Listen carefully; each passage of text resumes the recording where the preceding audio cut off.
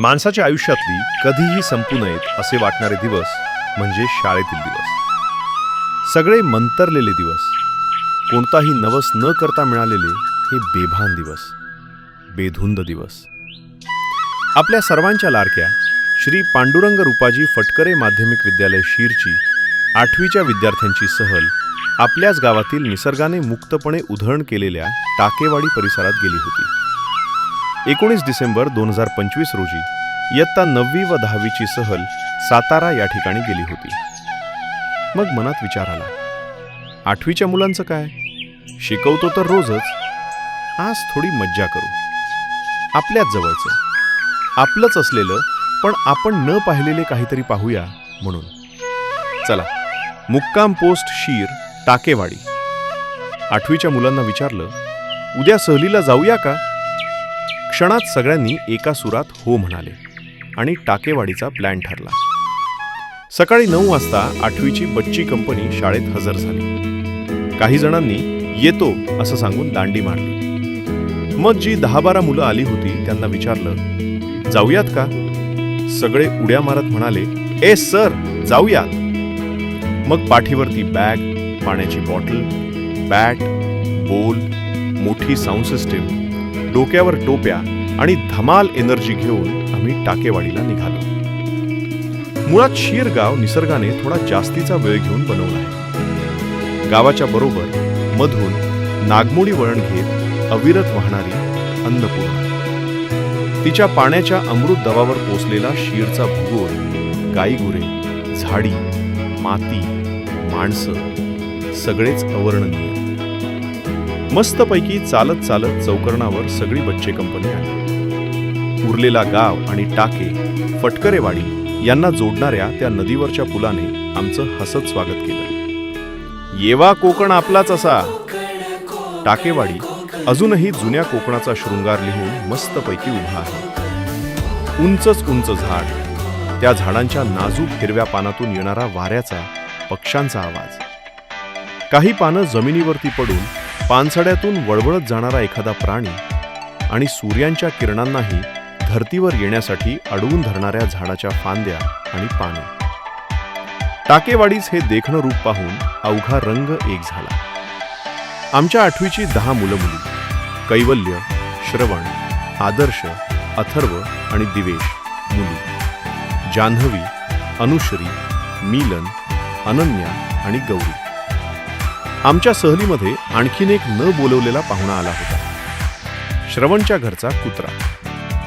आम्ही मस्तपैकी गाणं म्हणत, निसर्गाला निहाळत, कधी बसत कधी उठत, एकमेकांच्या खोड्या करत टाकेवाडीचा चढ पार केला. टाकेवाडीमध्ये आमचं स्वागत करायला जनता शिक्षण संस्था शीरचे अध्यक्ष सन्माननीय शंकर मोरे साहेब उपस्थित होते. आम्हा सर्वांना बघून टाकेवाडीतील सर्व लोक खूप खुश झाले.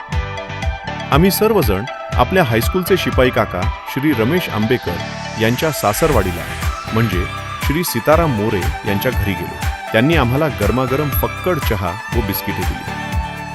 तू वाफाळलेला गवती चहा पिऊन सर्व मुलं ताजीतवाणी झाली. तिथून त्यांचे आभार मानून आम्ही सगळे पुढे निघालो. नंतर आम्हाला साथ द्यायला टाकेवाडीचे श्री नारायण मोरे, श्री हरिश्चंद्र मोरे ही सुद्धा आले. टाकेवाडीच्या वाकड्या तिकड्या पायवाटातून अडखळत आम्ही टाक्यावर पोहोचलो. बिसलरीची बॉटल ज्या पाण्यापुढे नतमस्तक होऊ शकते असं अत्यंत पारदर्शी आरस पाणी, स्वच्छ, नैसर्गिक आणि थंडगार पाण्याचे टाके पाहिले. उपस्थित सर्वांनी आम्हाला त्याच्याबद्दल आणखीन जास्तीची माहिती सांगितली. निसर्गापुढे आपण लोटांगण घालायला हवं असं मनाला चाटून गेलं. किती नितळ पाणी, अवर्णनीय, विलक्षण. नंतर आम्ही सर्वजण चढण चढून टाकेवाडीच्या कातळावर आलो. सह्याद्रीच्या गिरी शिखरातून वाहणाऱ्या सोसाट्याचा वाऱ्याचा भास आम्हाला झाला. मग आम्ही टाकेवाडीची वाडी देवता उंबरदेव, उंबरेश्वर मंदिरात गेलो. एखाद्या अश्वस्थासारखं सगळ्या जगाला सावली देणाऱ्या त्या निर्मिकापुढे सर्व मुलं नतमस्तक झाली. थोडी विश्रांती घेऊन आम्ही पुढे टाकेवाडीचे प्रसिद्ध तळ टाक्यावर गेलो. गतकाळामध्ये टाकेवाडीच्या भूमिपुत्रांची तहान भागवणाऱ्या त्या निळावंतीला पाहून डोळ्याचे पारणे फिटले. केवळ अप्रतिम, विलोभनीय आणि अवर्णनीय या असा पाण्याचा डोह. मुलांनी त्या तळ्यावर मनसोक्त मज्जा केली. पाण्याचे फवारे एकमेकांवर उडवले, मनसोक्त भिजली, झाडांवर चढली, उड्या मारल्या, धमाल धमाल केली. मग दुपार झाली म्हणून उदरभरण करण्यासाठी आम्ही श्री संतोष मोरे यांच्या बागेत गेलो. फार सुंदर अशी बाग होती. मोहराने लगडलेले काजू, आंबे, फणस, लय भारी.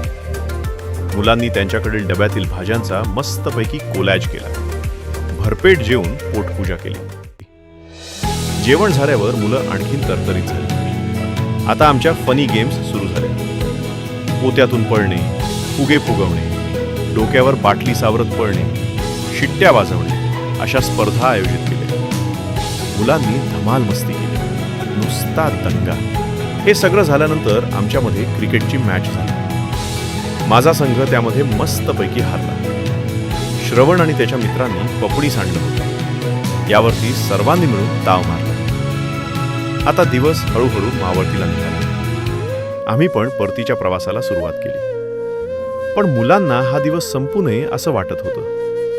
खूप धमाल, मज्जा, मस्ती, आठवणी आणि हसरे क्षण घेऊन आम्ही पुन्हा परतीच्या प्रवासाला निघालो. माझ्या पाठी बोल तू बाळा, सगळ्यात भारी आमची शाळा अशा जोर जोरात घोषणा द्यायला सुरुवात केली. थोडा वेळ चालून आम्ही श्री शंकर मोरे यांच्या घरी आलो.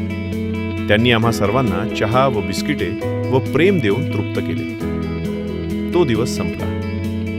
एक दिवसाची सहलही संपली. आता आठवणी मात्र आयुष्यभर राहतात.